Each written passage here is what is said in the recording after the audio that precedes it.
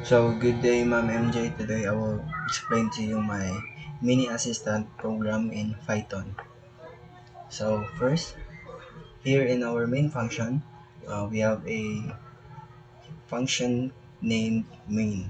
So, inside of that function, we have a while loop, and then this will be printed.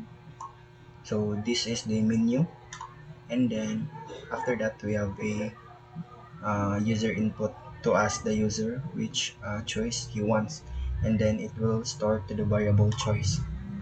So for example, and then after that we have a if else condition to check what option did the user inputted, and then we have here a else condition if the inputted option of the user is not valid or not in the range of 1 to 4.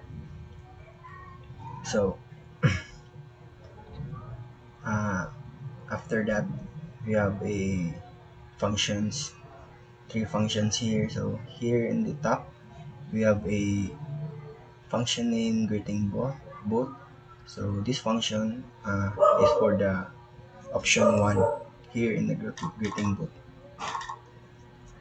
So yeah, inside of the function greeting boot, first we have a variable name to store what to store the user input's name, and then after that it will store to the name, and then we will print this code will output, and then we need if we want to display the name of the user, we just need to call the variable name, and then here in the second function we have here a simple calculator function. So inside of function we have a three variables, num1, num2, and op. So in num1 and num2 we set the data type to float so that uh, it will accept not just whole numbers. And then here in the op variable, we want to ask the user for the operations. So we have here four operations: plus, minus, multiply, and divide. And then after that we have the if else condition. So for example, the operation the user choice is plus, and then this will run. So this code will run, and then the output of the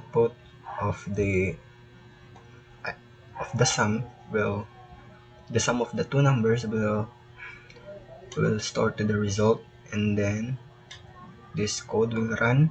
So result, and then we want to display the sum of the total of the two numbers, we just need to call the result variable, same as the in other conditions. This code will run, and then it will store to this variable result, and then this code will run, so on and so forth.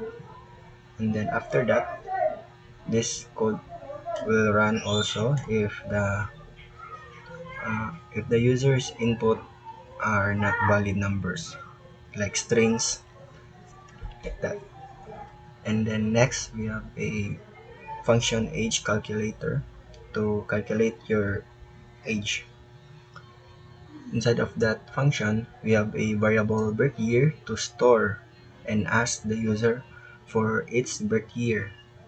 And then after that, we have to call the module datetime, and then we want to import it datetime class. And then after that, we have here a variable current year, and then the value of that to have to have to have to have that variable a value, we will just simply call the datetime class, and then after that, so age variable is equals to current year minus birth year. So for example, our current year right now is 2025. So and then it will minus to the birth year. For example, birth year is 2004, and then the output of that will store to the age, and then after that this code will output, and then we want to display the age of the user, we will just simply call the variable age. And then after that, if the inputted year of the user is not valid, so this code will run. So let's run the program. So here is the menu. So you want to choose an option, for example 1.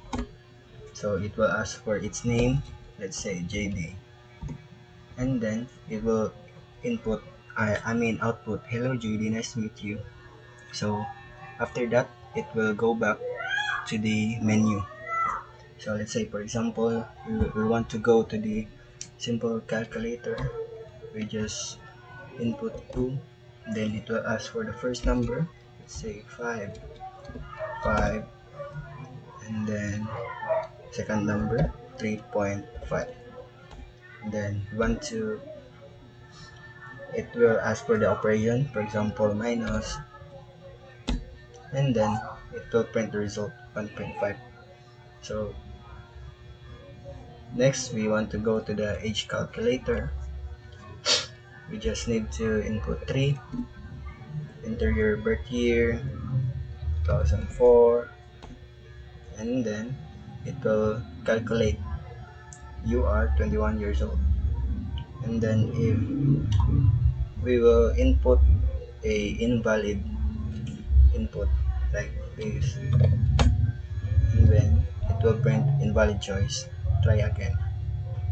And then if we want to exit, we just simply input 4, and then it will print goodbye. So that's how my program works. Thank you for listening.